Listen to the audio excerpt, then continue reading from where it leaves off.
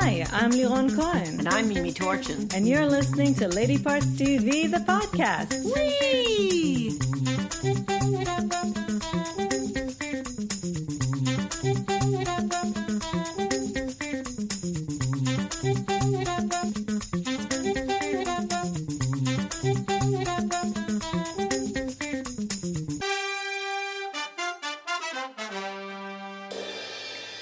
Hi, everybody. Welcome back to our podcast. We hope you had a good 2 weeks. And we're going to start you off with our stats. Oh, hi, Mimi. Hi, Liron. Fancy meeting you here. Yes, it's really nice.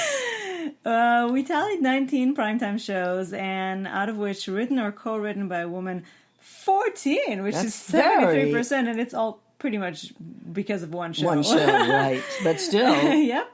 Directed by a woman, however, 3, which is 16%. Yes. And we got one of them last night. Yeah. Like in the last ditch effort. Right, exactly. We didn't even know it. We went, oh my God. It was Lucy Liu. Yes, Lucy Liu. We watched an elementary. Yeah. And she was good, too. Very well She really directed. is. One of the best episodes of the season, Yeah. actually. I think she's directed another one, She too. has directed before. A woman of many talents, she is. Anyway, we're going to start you off with something that last time we talked about, we previewed, and now we are reviewing because we binged it so quickly, and it's the second season of Mindhunter.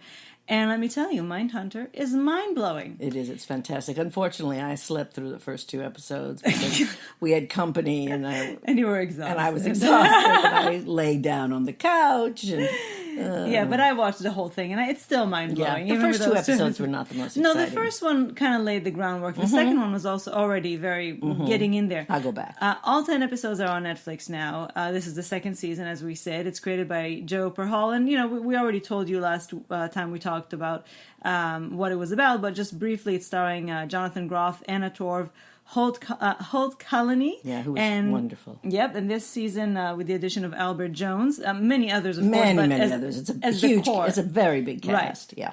But they are the core, and it's based on the 1996 book Mindhunter, Inside the FBI's Elite Serial Crime Unit, by former Special Agent John Douglas and Mark Olshaker. And it's about the beginnings of profiling in the FBI. And Holt Cullinane and Jonathan Groff and Anna Torv, they have a unit that they're the behavioral scientists. Behavioral science, BSU, just like in Criminal Minds. Well, this is the beginnings of First the time origins. I ever heard, Unsub. I think he used it for the first time in the series, and he went, "Oh, unsub." And so this is the origins of where people like the people in Criminal Minds came from, and they went around the country interviewing something that they even hadn't had a term from before. Right. They came up with the term serial killer. People who commit multiple serious crimes, and mostly they talk with a similar MO. Right, and they talk to them to try to understand how their minds work, so that they can, catch the next one. And this season, first of all, again, the way that it's shot, the way that it's done, it's so genius. It's almost like, you're watching a documentary, except that the acting is, there's a domestic story that's very gripping. Right, so this season they added, because this is based on, kind of loosely on the real people, but they've added a couple of stories that did not happen in real life, in their private life. So Anna Torv gets a relationship. She's a lesbian, and she gets a relationship. She's very, very stunning in this show. Bill, the main character, played by Holt Cullinane, has a very, very interesting and heart-wrenching story going on in his family. And in addition to that, it could be part of his work. Right. There's a lot of that going on, because now it has so much to do with his work that it also influences the way that he sees his work now, I think. And I think he's really the central. I know Jonathan Groff is a star, but he's the definitely character our emotional of Bill protagonist. is our emotional protagonist for sure. Yeah, and he's a lovely character. Lovely lovely man. character, Lovely man. And there's, in addition, in this season, there's the compelling story of the Atlanta child murders. And it's just fascinating. That's what really, I think, and the personal story is what really, really, really made this season. Because last season, as I recall, there was a lot of talking to serial Well, you killers, had which were to- still fascinating. and you had to- and you had to lay the groundwork. foundation, Exactly. yeah. They had to build what they needed to do what they had to do in this season. So although they did have some very interesting, great interviews this time, that's not what the series was this season. Right. It was a lot more personal. And it was about the Atlanta child murders. Which also, though, somehow elevated it to a more personal level. And the show is written so well, shot so well, acted so well. It really is.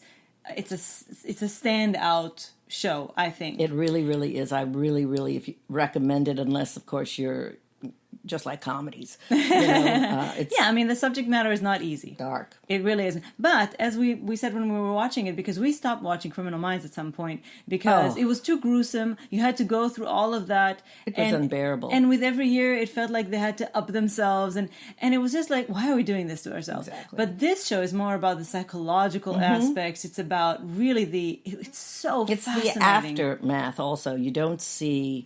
Right, you don't see the crimes too much. And that makes it a lot, even if you hear about them, Right. it makes it a lot easier that you don't have to see it happen. I mean, there was some movie with Diane Lane where she played an FBI Oh my agent. God. And I the would one watch, about the internet. Yes, Oh and I my loved that God. movie, except, It you was had to tough. watch these people, a kitten, when they Yeah, I tortured know. the That kitten. was the first thing. Yes, that was the end of it for me. I could never watch that It film was, again. but it was also very, very interesting concept what they were talking about there. But we're digressing. Yes, we digress. But Mindhunter season 2, I can't believe we have to wait a whole year now for season 3. It was so good. Please go and watch it. Watch the Trust first us. season too, on Netflix. I'm going to interview. You're going to interview me? Yeah. Oh, God. I'm going to review a new film called Gwen, which is in theaters now, on demand, digital HD, written and directed by William McGregor and starring Maxine Peake, who I love, and Eleanor Worthington Cox, who is the young daughter Gwen. Amazing. There are a few other people in it, but these two women. There's very little dialogue. It takes place during the Industrial Revolution in the Welsh countryside. And what I said to Liron was, why put yourself through a film like this? You don't have chemo if you don't have cancer. We had to watch another Mindhunter episode to cheer me up. To clear your palate. After watching this movie, which is probably the most depressing movie I've ever seen. It's absolutely exquisite. I'm sure it's shot... Visually, you mean? Yeah, visually. I'm sure it's shot all in natural light. It's very dark. The countryside is beautiful. The close-ups in the cottage and around all look like old master paintings. It's gorgeous. The performances are wonderful. But they bill it as a horror movie, but it's not a horror movie.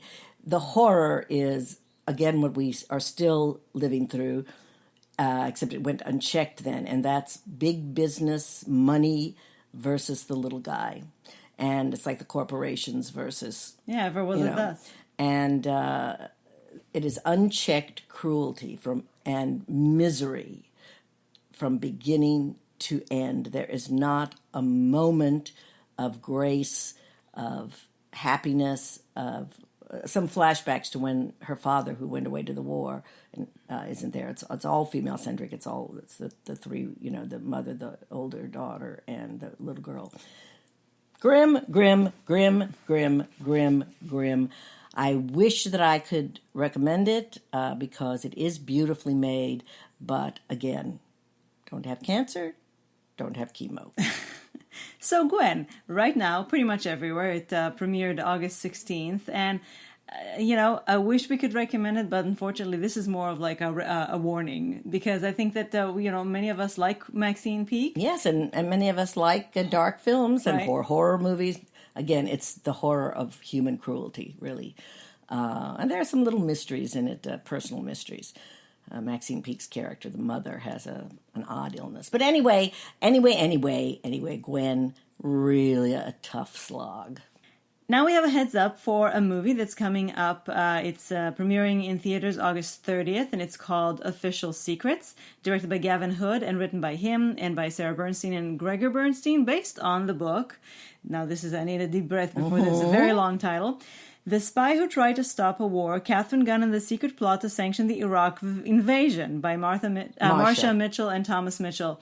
And it's starring Keira Knightley, Matthew Good, Ray Fiennes, Indira Varma, Monica Dolan, and a whole bunch of really wonderful actors, many of whom you'll recognize from a lot of British shows that you watch.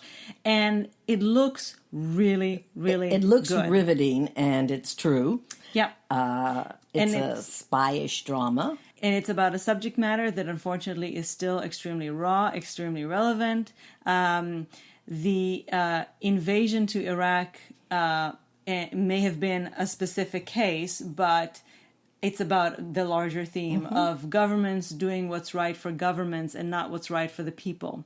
And Katharine Gun, played by Keira Knightley. It looks like wonderfully. Yes. Well, I love her anyway, but well, there's no doubt. I think that there's no argument about her being a good actress. It's a very serious role, though. Yeah.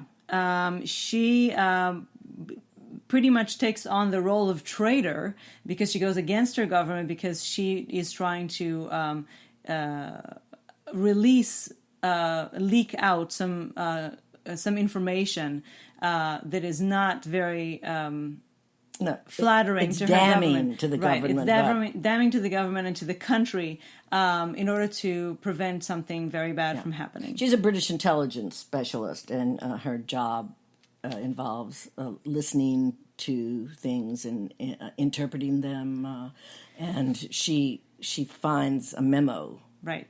And this is from the people who made Eye in the Sky, which was a very good movie. And it looks very dark. It looks very grim. Yes, the palette is very gray, very dark, but it looks really, really good, and it's got a sublime cast. And again, it's about something that we're I'm just thinking about, and I'm not going to get into it, about the Amazon fires and about how certain governments have a vested interest in not helping to put out those fires.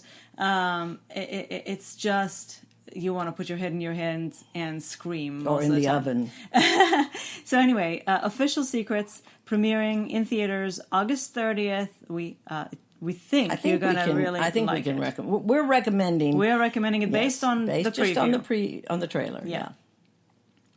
Now, to something entirely different and absolutely delicious, and you will find yourself going, "Oh my God! Oh, I loved that film." It's a series on CNN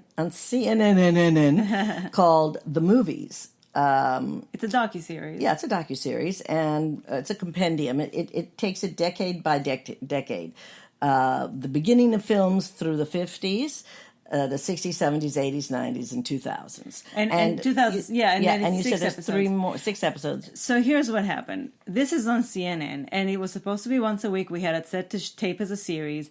And out of the 6 episodes, we got maybe 1. Because CNN, every time there's breaking news, and newsflash, there's breaking news all day long. Every 20 minutes. Every time they preempt the movie. So we kept looking for other times to tape it. We taped every episode at least twice. We did it 4 in the morning, and they were still talking about, terrible school shootings, mall shootings. But not breaking news. It's not breaking news, and...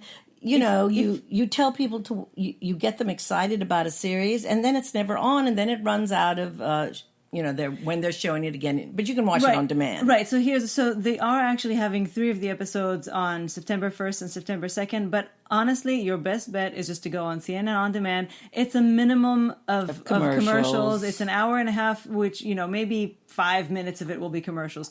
Go and watch it on demand. It's about the movies and how they were affected by the culture and how they affected the culture. And it's clip after clip after clip after clip, fabulous analysis.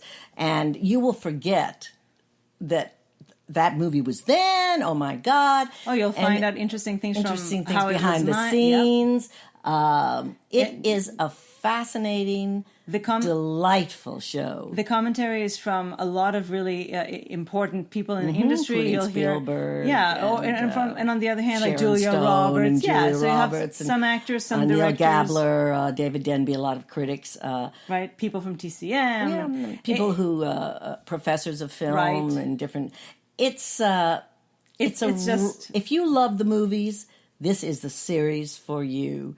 And just go on demand. Don't bother watching it on CNN because someone's always getting shot up in this country, or Trump is doing something to make an ass out of himself, like declaring he's the second coming. But don't miss this docuseries just because of that, because it's really just fun. Yeah. You sit there for an hour and a half and you time travel to your childhood or to it's just, and then to hear about these movies in the context of the culture of what was going on, it's fascinating. You will really enjoy. We have been enjoying it so much. Yes. We haven't finished it yet. No. Yeah. So it's called The Movies. It's on CNN. Go to CNN On Demand and watch it there, all 6 episodes. If you're having a bad day, if you're kind of blue, if you have an hour and a half to kill, this is the series for you.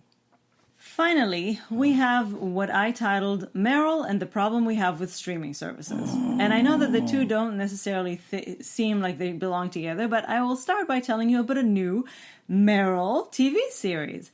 So Let Them All Talk is a new show right now in the works, directed by Steven Soderbergh. Fabulous cast. Yep, starring Meryl Streep, Gemma Chan, Diane Wiest, Candice Bergen, and Lucas Hedges. Written by an award-winning author, Deborah Elsenberg. And it's a comedy, not my first choice. Did you say it was directed by Soderbergh? Yes, I did. Yeah. It's a comedy, which is not usually my first choice, but hey, put Meryl there, whatever it is, it's my choice. About an author, a very well-known author, who takes a journey on a cruise ship with her friends, Candice Bergen and Diane Wiest. And Lucas Hedges is her nephew. He falls in love to wrangle them. Yeah, and he falls in love with Gemma Chan. Now, so anything that has Meryl in it and Candice Bergen, Diane Wiest, I mean, this when I saw this was like, yay, when, where, how can I watch? Here's the rub. Hey, here's the rub. So this is the first acquisition by HBO Max. And what the fuck is that, do you ask?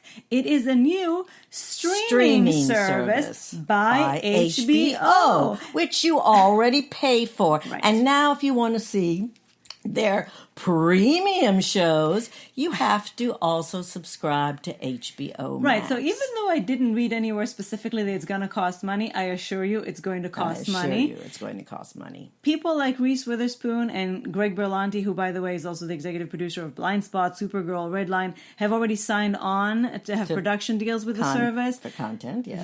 They're going to have a whole slate of shows, and we have to now go into a rant, and we apologize in advance.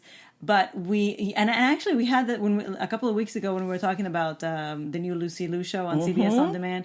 I actually cut out in the editing a whole rant that we had about streaming services because I said, we shouldn't have a rant here. We're talking about a show. Yes, we should. We've had a rant before, but this is getting out of hand. I have been praying ever since CBS started All Access. Sorry. All Access started their streaming service that it would fail. Because as soon as it becomes successful, and I'm sure that ABC is going to have one, NBC is going to have one. And the thing is that those we complained about because those were huge networks that have tons of advertisings.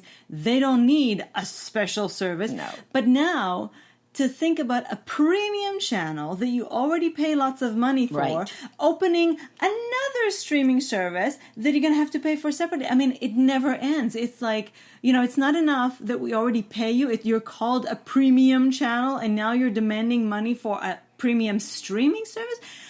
And do you know, though, how much the networks make anyway? Oh, please. That they need to do this. And I want to see almost every show on CBS All Access. Not to mention, and I hope you know this all, people, HBO belongs to Warner, Showtime belongs to CBS. This is all one huge machine feeding itself, okay? Yes. It's not like HBO is a poor independent channel that needs to come up with ways to make money. No, there's only 7 corporations, again, own everything. On your life. Yes. Pretty much everything about the world. So I just find this so offensive. First of all, it's offensive. Secondly, how the fuck are people supposed to pay for all these different streaming services? Hallmark now has a streaming service. Lifetime Movies, if you want, you need to pay for separately. Everybody has a streaming service. And it's not like we're getting them for free on television and all this stuff is extra. I mean, you're already paying for a cable package. You're already paying for the premium channels. Lot. Yeah. A lot. I know, we just got the bill. And then there's Netflix, then there's Amazon, then there's Hulu, then there's enough. I love Meryl. I want to see this, but again, I think we're going to have to protest I it think and the not do FCC. this. I think that the FCC really ought to look into this because. But this country doesn't like I regulations. know, but Regulations what is about the F people?